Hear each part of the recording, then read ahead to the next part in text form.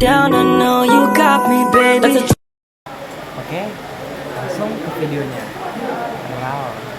Oke wih, fisik bisa dirubah, materi bisa dicari, tapi yang tulus tidak datang 2 kali. Cep menyala wih, Agus nih bos, tamplek dong.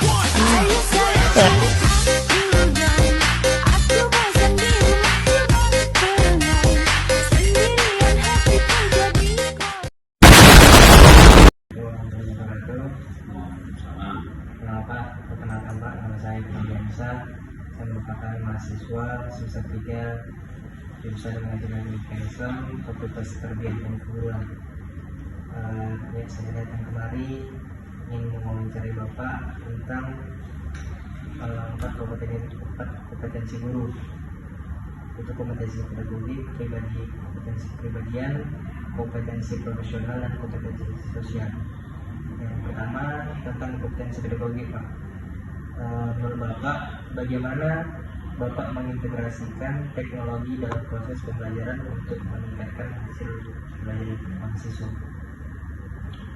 Ya, kalau mengintegrasikan teknologi dalam proses pembelajaran, yang pertama adalah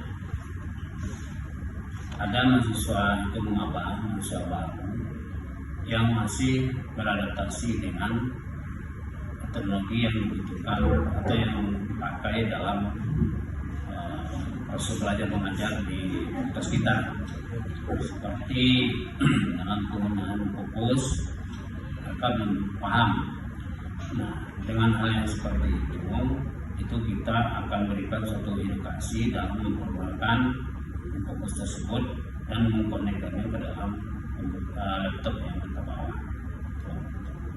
Kalau bagi yang mereka yang sudah mahasiswa lanjutan atau selain dari maba, itu mereka sudah terbiasa dalam mempersonalkan fokus tersebut dan mempersonalkan laptop yang mereka miliki dalam proses belajar mengajar. Terima kasih, Pak. Kemudian tentang kompetensi kepribadian, Pak. Bagaimana Bapak mengembangkan kesadaran dan komitmen terhadap etika dan profesionalisme dalam mengajar? Ya, kalau ini adalah kesadaran, mengembangkan kesadaran terhadap etika, pertama adalah juga saya menjelaskan kepada mahasiswa yang terbagi 2 ya. Mahasiswa yang maba itu dia harus kita perkenalkan dengan bagaimana etika di kampus. Apa-apa saja mereka yang bisa lakukan, dan pertama sekali berpakaian, juga dalam tata krama berkomunikasi, itu mereka harus ditunjuk ajarkan. Sebab karena mereka tidak akan mungkin akan membawakan lagi cara komunikasi dan berperilaku di level tingkat SMA. Itu kemudian juga kita di fakultas dan mungkin seluruh fakultas di BIN juga mempunyai buku panduan etika, ya, etika. Nah, itu sudah diberikan kepada masing-masing mahasiswa untuk dipelajari dan dipahami. Jadi supaya mereka tidak salah dalam bersikap bertingkah laku dalam proses perkuliahan.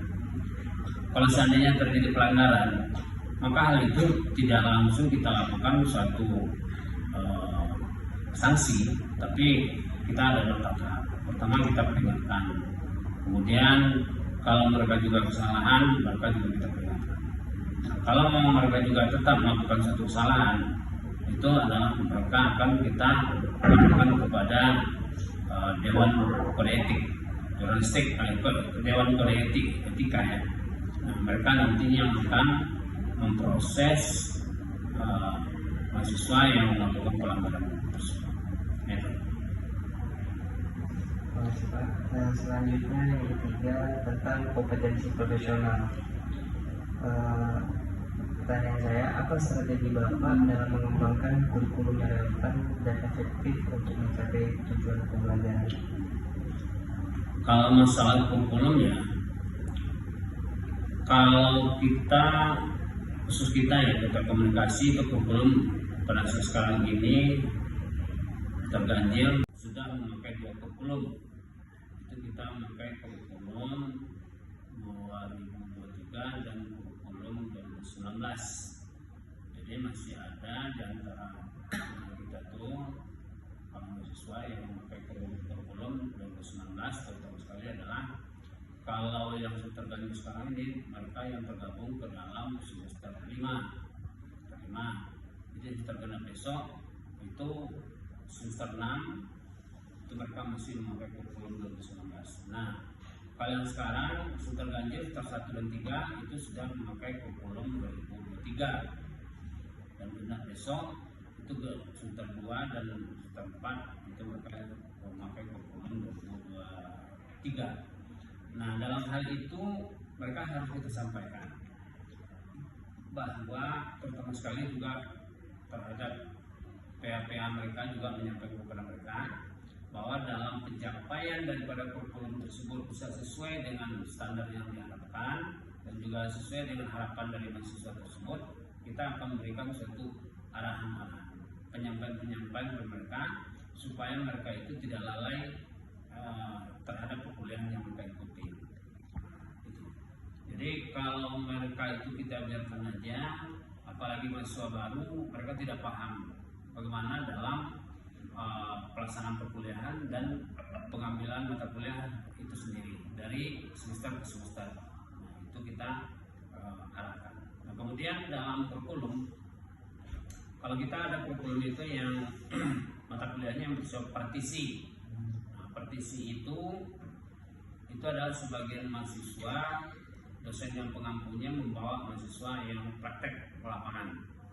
Nah, mereka lakukan praktek lapangan, dari situ nanti mereka buat laporan, dan dari laporan itu hasil mereka di lapangan tersebut.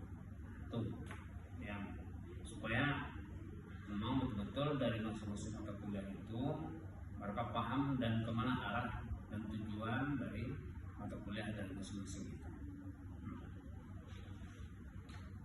Terima kasih Pak. Pertanyaan sebelum terakhir tentang kompetensi sosial.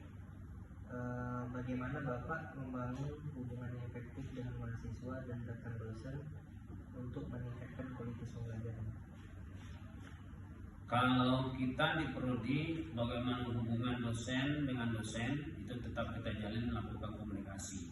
Ya, kita lakukan komunikasi. Seandainya ada apa-apa, masing-masing dosen kita bisa menanyakan atau berkoordinasi dengan Prodi.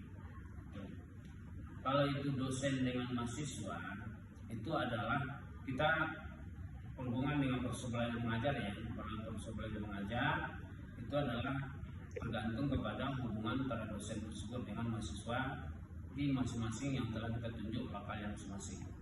Itu melakukan komunikasi persuasif gitu.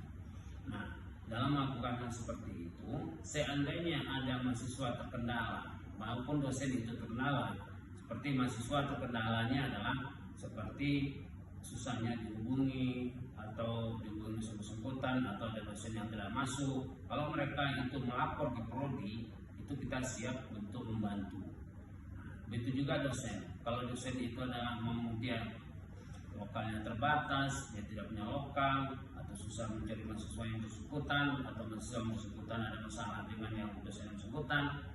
Kalau itu kita dapat laporan di Prodi, kita akan beri bantuan menyelesaikan permasalahan tersebut. Supaya apa? Supaya proses belajar mengajar dengan dosen dan mahasiswa tetap berjalan sesuai dengan harapan. Itu bukan begitu saya. Itu dalam bentuk proses belajar mengajar. Dan bentuk-bentuk lain hubungan mahasiswa dengan dosen itu adalah dalam bentuk penunjukan pembimbing, skripsi, dan juga dalam ujian kompre atau sempro gitu. Nah, beri bantuan menyelesaikan permasalahan tersebut. Nah, supaya apa? Supaya proses belajar mengajar dengan dosen dan mahasiswa tetap berjalan sesuai dengan harapan. Itu bukan begitu saya. Itu dalam bentuk proses belajar mengajar. Dan bentuk-bentuk lain hubungan mahasiswa dengan dosen itu adalah dalam bentuk penunjukan pembimbing, skripsi, dan juga dalam ujian kompre atau sempro gitu. Nah, kalau umpamanya ada dosen terkendala, masalah lokal dan sebagainya, kita siap bantu, kita bantu dan apabila mahasiswa juga jadi masalah juga kita memberikan bantuan. Artinya kesimpulannya antara dosen dengan dosen kita di sini adalah saling koordinasi dan saling melakukan komunikasi demi kebutuhan untuk kepentingan bersama, dan juga kalau mahasiswa ada masalah kita ada juga saling bantu membantu untuk menyelesaikan permasalahan. Pertanyaan terakhir Pak, bagaimana Bapak dapat mengintegrasikan 4 kompetensi guru seperti pedagogi, kepribadian, profesional, dan sosial dalam praktik mengajar SDM? Ya, kalau dalam proses belajar mengajar, pertama kita harus kedepankan ya etika, itu yang pertama. Apa etikanya? Yang pertama, kalau kita adalah pertama masuk kita ucapkan salam, itu adalah gunanya untuk mendidik mereka supaya mereka adalah salam itu merupakan suatu kata-kata yang islami yang perlu diucapkan. Itu jadi dengan adanya seperti itu mereka akan kemudian kita sebelum kita menyampaikan satu materi kita lihat situasi dan kondisi dari kalangan mahasiswa yang ada dalam lokal tersebut seperti apa. Nah, setelah itu barulah kita kalau mau untuk pertama masuk ya baru kita sampaikan daripada RPS yang kita buat bahwa selama tatap muka inilah RPS yang akan kita sajikan atau materi yang kita sajikan selama proses kuliah 1 semester. Nah, itu yang kita lakukan. Kemudian apabila terjadi suatu kendala atau hambatan dari seorang mahasiswa di lokal tersebut, itu mereka bisa menanyakan atau minta bantuan kepada kita supaya kita berikan satu solusi. Jadi kita harapkan di kalangan mahasiswa itu di samping merupakan suatu pendidikan yang baik dan juga kita memberikan suatu keterbukaan di antara kita dengan para mahasiswa. Jadi kita tidak merasa kita adalah seorang dosen dan kita depan kita adalah mahasiswa, tidak, tapi tujuan kita adalah adanya kerjasama antara mahasiswa dengan dosen dalam proses belajar mengajar supaya capaian yang diinginkan itu bisa sesuai dengan waktu yang tepat. Itu yang diharapkan. Kemudian kalau sekiranya dalam proses seperti itu ada mahasiswa yang terjadi pelanggaran, seperti kalau kita di sini adalah mahasiswa pakaiannya atau pakaian baju kemeja dan celana kemeja gitu ya, tidak mau celana lepis. Nah itu kita lakukan teguran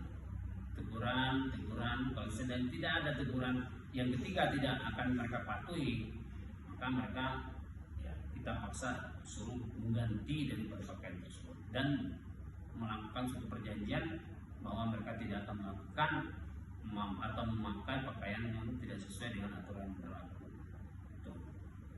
Kemudian juga dalam kelas itu kita tidak benarkan mahasiswa duduk bersama dengan mahasiswi atau duduk pasangan, kita tetap pisah. Jadi di fakultas kita dalam lokal itu ada gang, ini wanita, ini perempuan, tetap ada. Jadi tidak ada yang campur-campur.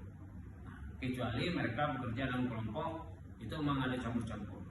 Nah, mereka dalam kelompok adalah campur antara perempuan dan laki-laki di situ. Karena manusia itu tempatnya salah dan lupa, wajarlah manusia bukan nabi boy.